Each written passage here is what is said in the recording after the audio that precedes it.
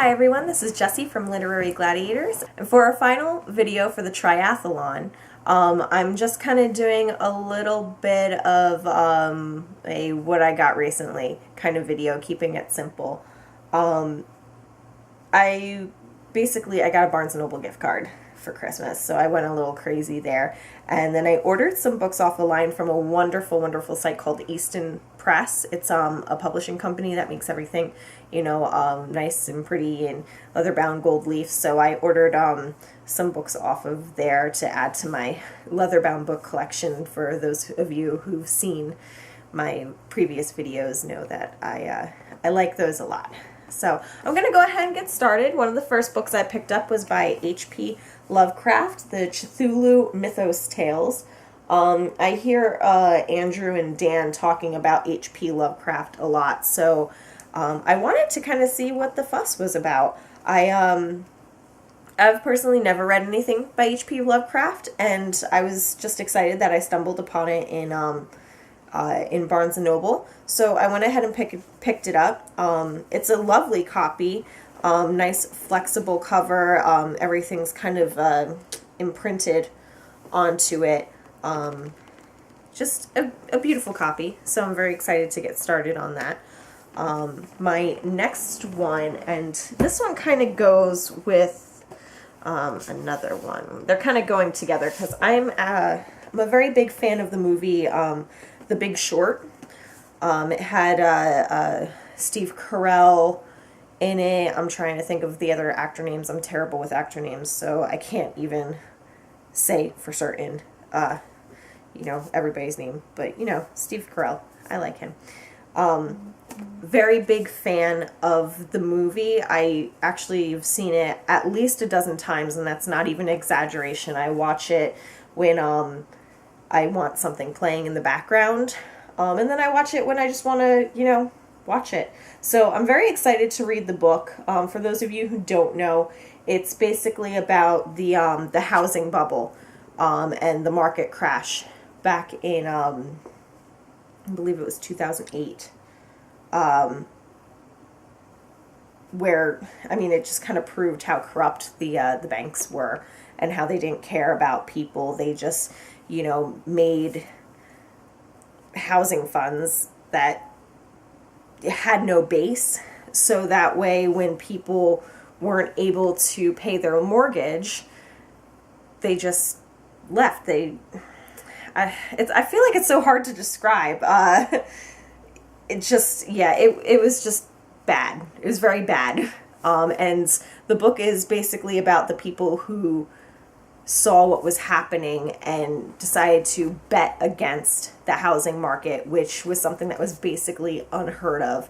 And actually most of these people were laughed at, especially Michael Burry. He was the first one to notice what was happening, and basically made his company billions of dollars off of this housing market crash. And if you haven't seen the movie, see it. I'm going to read the book very, very shortly. So I'm already going to recommend that you read the book. You'll learn a lot. And going off of that, I found another book. My dad always encourages me to read about, money and try to understand it. So I found this one called The Day the Dollar Crashes, which I firmly believe that, our dollar is going to be worth very little very soon, just because the value just keeps depreciating. So I don't know. I just kind of thought this would be an interesting book. I found it right next to, or not next to, but very close to The Big Short. So I figured, Daddy would be proud of me trying to read up on money. So I went ahead and grabbed that. In the sales section, I found American Sniper.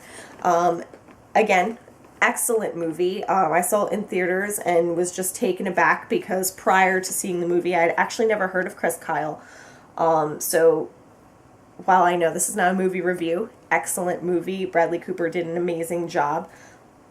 But the story of Chris Kyle is, just incredible. The things, what he could do with a sniper was just incredible. I think he actually currently holds the, and I could be wrong, but I'm almost certain, the record for the, what is that, the kill shot at the longest distance, which, you know, as terrible as it sounds, it's absolutely incredible. I think it was a kill shot from like over a mile away. He hit the target, which is like just mind-blowing. So I wanted to read the book. I would imagine that it goes into a little bit more detail about the life of Chris Kyle, more so than the movie did. But again, highly recommend the movie if you haven't seen it. And I'm also going to recommend the book before reading, because Chris Kyle is, you know, one of those American heroes that I feel like everybody should know about, whether you agree or disagree with, you know, the war and what's going on in the world. You know, at least understand the people who fought and lived in it. So, recommended. I also, for those of you who know me, and you'll know that I am actually a really big pirate fan. I've always loved Pirates of the Caribbean. I always loved, you know, kind of learning about the ships and how they were about at sea, and just the tyranny, I guess, they projected onto the high seas in the Caribbean. I recently started watching Black Sails on Hulu, which is a Stars program. So this kind of inspired me to pick these up. This is the Golden Age of Piracy and the Republic of the Pirates, being the true and surprising story of the Caribbean pirates and the man who brought them down. And I thought it was very interesting because as I was flipping through them, I actually recognized names from the show as, you know, actual pirates. So that was another reason that kind of I gathered, because I didn't realize that the show actually did a little research, you know, going into it before just, you know, instead of just picking names out of a hat. So I'm actually very excited to read these, learning a little bit more about, you know, the myths and, you know, the truth behind the myths, as this one says. So I'm excited to read a little bit more about what's going on there. So that was my Barnes & Noble haul, I guess, a book haul. Just, you know, some stuff I could pick up with my gift card, little things that interest me. I'm going to go ahead and move on to what I got from the Easton Press. The Easton Press is basically a publishing company that, you know, makes beautiful leather-bound books with nice gold leaf pages. They have silk ribbons for bookmarkers, fabric on the inside of the covers. They make really beautiful copies of some very classic books, which, you know, brings up the value of them. But I think, you know, for me, it also, it makes me, I don't know, just something about holding the nice hardcover book with the nice beautiful pages, being careful and flipping through. I don't know, I like leather-bound books, and I like books in this condition. I do have one previously that I may have shown you guys, Moby Dick. My father got that for me for my birthday, and that's from the Easton Press. So I started getting emails from them, and one of the emails said that they had a signed copy available of The Devil in the White City by Erik Larson. I loved this book. So when I got the email that they had a signed copy of it, I kind of had to jump on it. Probably a little bit more than I should have spent on the book. But I was very excited about it because I am a really big fan. I actually will probably be rereading The Devil in the White City, because it is an excellent book. It's about H.H. Holmes. So for those of you who don't know who H.H. Holmes is, he is known as America's first serial killer. I love H.H. Holmes, not as in a serial killer. He's just a very interesting man to read about, because he's so secretive and so smart. He was an absolute genius, and especially for his time, nobody could expect anybody to be as cruel as he was. The people of America were far too naive to believe that that kind of cruelty existed. And the reason why he's known as the Devil in the White City is because he did most of his killings during the Chicago's World Fair back in 1893. So the World Fair was known as the White City in Chicago. And this book kind of goes back and forth between the story of H.H. Holmes, which I can't even say the story of, just kind of the, I guess it's more speculation. And Erik Larson does it well because there's nothing that we can 100% confirm from H.H. Holmes other than he built his this hotel, which basically is now kind of known as the Murder Mansion because he built so many secret rooms and doors that locked kind of automatically so that he could go in and kill his guests. So there's that, and then there's the story of the Chicago's fair architect, I believe his name is Burnham, and how he went about making, this whole fair possible. So it's not only about the story of H.H. Holmes, or the speculated story of H.H. Holmes, but it's also about Daniel Burnham, who is basically the head architect of the 1893 Chicago's World's Fair, which, is great, just kind of, being in his mind and how he made, this great fair, something that America was proud of. And then it also has little bits in there about Mr. Ferris, who was the inventor of the Ferris wheel, which is something that I feel that Americans, or basically everybody kind of around the world, takes for granted. It was, such an amazing spectacle at the time, and it was something that rivaled that of the Eiffel Tower in its day. And I have a new appreciation for the Ferris wheel after reading this book. I highly recommend it. I will be reading it again shortly, just because I love the book so much. And just to take a moment, I did have to find my favorite quote from the book, which is, something that I feel, everybody should kind of live by. Being broke didn't disturb me in the least. I had started with nothing, and if I now found myself with nothing, I was at least even. Actually, I was much better than even. I had had a wonderful time.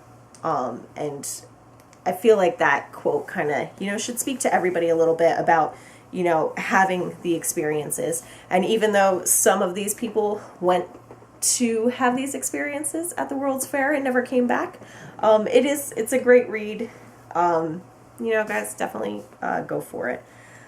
So during the time that I had received the email about Erik Larson's book being available for purchase, they were running a promotion on the site where it was, if you purchase a book, they'll give you another one for free and you'll get to pick.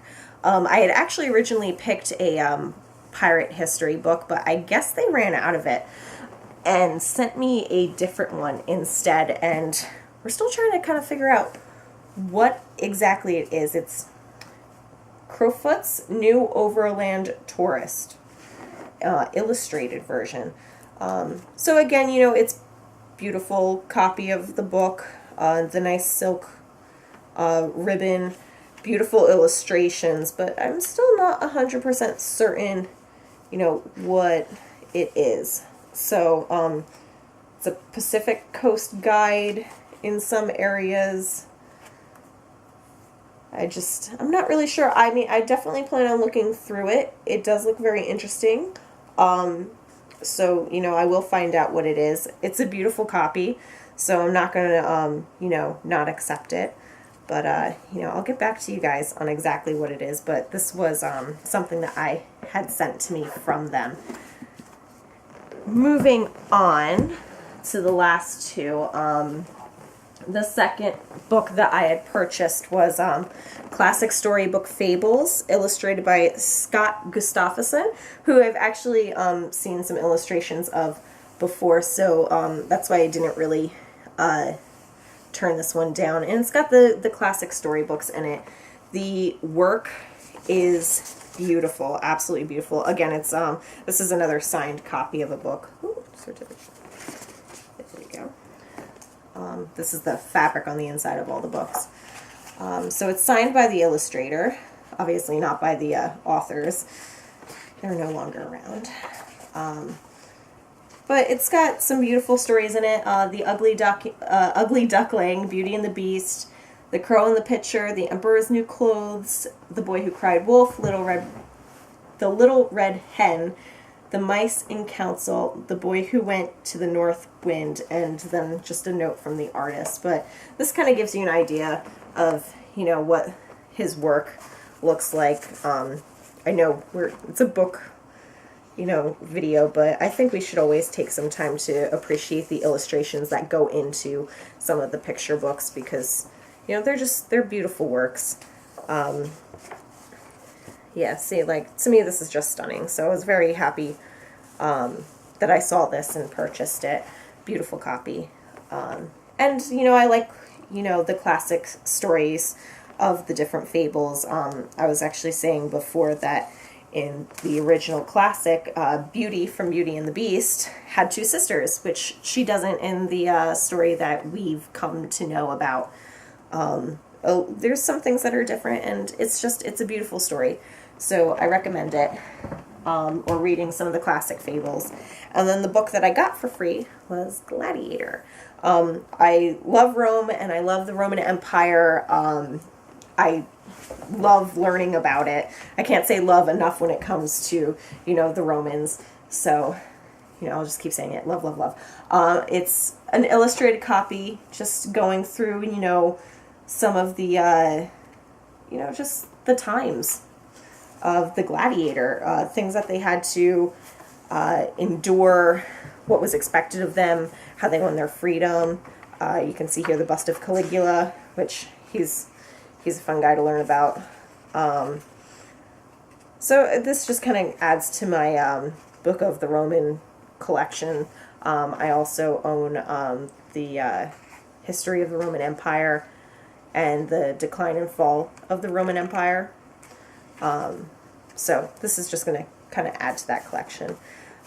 Couldn't pass it up, especially such a beautiful copy. So, and it came free, so why not? So guys, that's my short little video about, you know, everything that I've recently purchased that I will be reading. I hope it's maybe piqued your interest on some of the things that I have read or do recommend reading even prior to reading them. So guys, enjoy the rest of your February. We're almost to the end of our triathlon. See you soon. Keep reading.